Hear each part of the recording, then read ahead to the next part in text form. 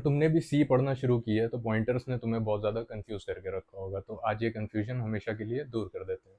तो पॉइंटर्स को समझने से पहले हम लोग समझते हैं कि कंप्यूटर की मेमोरी कैसे काम करती है। मेमोरी में होती हैं दो चीज़ें, एक तो हो गया एड्रेस और एक होती है वैल्यू। एड्रेस हमें बताता है कि डेटा मेमोरी में है कहाँ पे, ये नहीं बताता है कि डेटा की वैल्यू क्या है। वो ये बताता है कि डेटा की वैल्यू है कहाँ पे।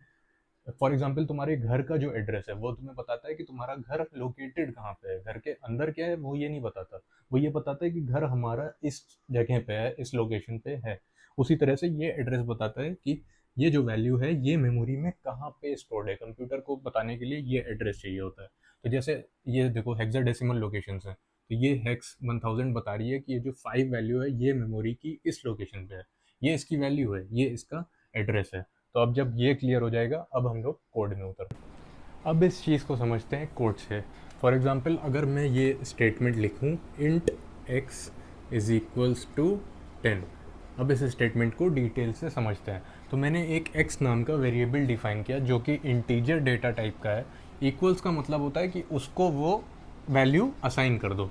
मतलब एक x नाम के वेरिएबल को जो कि इंटीजर टाइप का है उसको 10 वैल्यू असाइन कर दो। ठीक है, तो इस स्टेटमेंट का ये मतलब हो जाता है। तो इस तरह से x की वैल्यू पे 10 आ जाएगा। और क्या होता है कि ये जो कंप्यूटर में क्या होता है बैकग्राउंड में कि वो ये वैल्यू किस कंप्यूटर जाएगा, कोई ढूंढेगा मेमोरी खाली लोकेशन पे और उस एड्रेस पे जाके वैल्यू को 10 स्टोर कर देगा। ये कोई भी रैंडम मेमोरी लोकेशन हो सकती है जो खाली होगी और वहाँ पे जाके इसकी वैल्यू 10 डाल देगा। अब यहाँ के बाद समझते हैं दो चीज़ें और, एक दो ऑपरेटर और होते हैं। एक होता है एंड, ये होता है एम्परसेंड ऑपरेटर जो कि बताता है कि किसी मतलब एड्रेस क्या है किसी चीज़ का, जैसे इस वेरिएबल का एड्रेस क्या है। और एक होता है ये स्टार।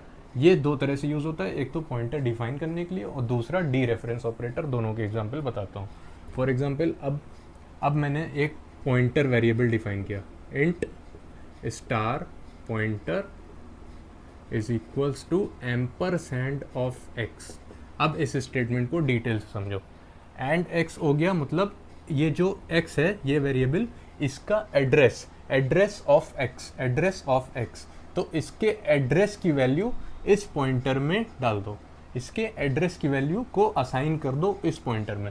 मतलब ये जो पॉइंटर है ये इस एड्रेस पे जाके पॉइंट करना शुरू कर देगा।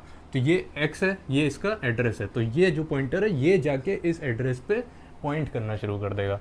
अब देखो ये अब पॉइंटर को यूज़ कैसे करें। जैसे अब मान लो अब डी रेफरेंसिंग देखो। अब जैसे मैं अगर कोई नया वेरिएबल डिफाइन करूँ int y is equals to star pointer. अब देखो यहाँ पे ये डेटा टाइप के साथ था तो ये पॉइंटर को डिफाइन कर रहा था, यहाँ पे कोई डेटा टाइप नहीं है। तो यहाँ पे ये क्या करता है कि जो मतलब जहाँ जो इसको पॉइंट कर रहा है, पॉइंटर जहाँ पे पॉइंट कर रहा है वो लोकेशन y को असाइन कर दो।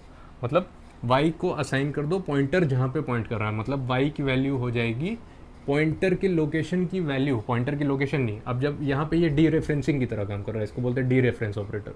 तो y की वैल्यू यहाँ पे x की मतलब 10 हो जाएगी, समझे।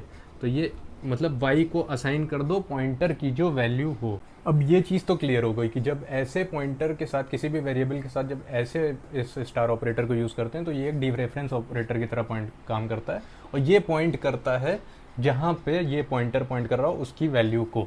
अब जैसे अगर मैं प्रिंट करूँ इसको, ऐसे मैं लिखूँ print f %d star pointer.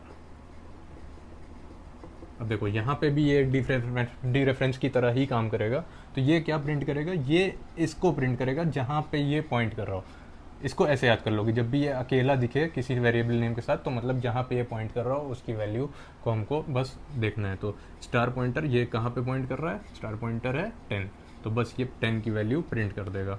अब देखो अगर मैं इसको ऐसे लिख दूँ star pointer is equals to 20, तो अब देखो ये फिर यहाँ पे भी डी रेफरेंस की तरह ही काम करेगा। तो ये स्टार पॉइंटर है मतलब ये जहाँ पे पॉइंट कर रहा था तो ये 10 पे पॉइंट कर रहा था, अब उसकी वैल्यू 20 कर दो। तो ये यहाँ पे पॉइंट कर रहा था, ये जाके इसकी वैल्यू को 20 कर देगा। अब अगर तुम फिर से x को प्रिंट करो प्रिंट f %d x, तो यहाँ पे वैल्यू 20 प्रिंट हो जाएगी क्योंकि अब वो जहाँ पे पॉइंटर पॉइंट कर रहा था, पॉइंटर एंड की एक्स लोग इस पे एक्स के एड्रेस पे लोग पॉइंट कर रहा था, तो ये जाके पॉइंटर की हमने वैल्यू ही चेंज कर दी, तो पॉइंटर एक्स की लोकेशन पे जाके हमने उसको 20 कर दिया। अब अगर तुम एक्स को प्रिंट करोगे तो यहाँ पे तुमको 20 मिल जाएगा। तो अगर ये कॉन्सेप्ट अब समझ में आ गया होगा ईजी। अब एक चीज़ और समझ लेते हैं कि पॉइंटर हमको यूज़ ही क्यों करने हैं। अब देखो दो तरह के फंक्शंस होते हैं, एक तो होते हैं जिनमें हमने नॉर्मल ये वेरिएबल्स पास कर दिया, और एक होता है जिसमें हमने पॉइंटर से पास किया। तो इसमें जब भी जैसे हम ये फंक्शन क्रिएट किया, हमने दो वेरिएबल पास किए, तो फंक्शन क्या करता है, वो इन ओरिजिनल वेरिएबल का उसको नहीं मिलता है, वो इन वेरिएबल्स की कॉपी बनाता है और उस पर काम करता है। तो जब हमें अब जब ओरिजिनल डेटा में चेंज चाहिए हो तो वो होगा ही नहीं, क्योंकि वो तो सारा चेंज कॉपी पे कर रहा होगा। तो हम क्या करते हैं कि हम पॉइंटर्स को भेजते हैं, तो इससे हमारे ओरिजिनल डेटा में भी चेंज हो जाता है, जैसा कि अभी पिछले एग्जाम्पल में बताया था। तो जब भी हमको ओरिजिनल डेटा में चांस चाहिए होता है, हमें बहुत ही एफिशिएंट तरह से काम करना होता है, तो हम पॉइंटर्स को भेज देते हैं। क्योंकि अगर तुम इसमें बार बार वो कॉपी बनाएगा, चेंज करेगा, ओरिजिनल डेटा चेंज नहीं होगा, तो मेमोरी का बहुत वेस्टेज होता है। तो इस तरह से हम पॉइंटर्स भेज के उस चीज़ को अवॉइड करते हैं। तो पॉइंटर्स यहाँ पे बहुत ही यूज़फुल हो जाते हैं। तो अगर ये वीडियो अच्छी लगी हो तो प्लीज़ लाइक कर दो, कमेंट कर दो अगर कोई भी चीज़ नहीं समझ में आई हो, और जल्दी से लाइक बटन को क्लिक कर दो और सब्सक्राइब कर देना। और अगर किसी भी टॉपिक पे वीडियो चाहिए हो तो कमेंट में बता देना, वीडियो आ जाएगी। Thank you.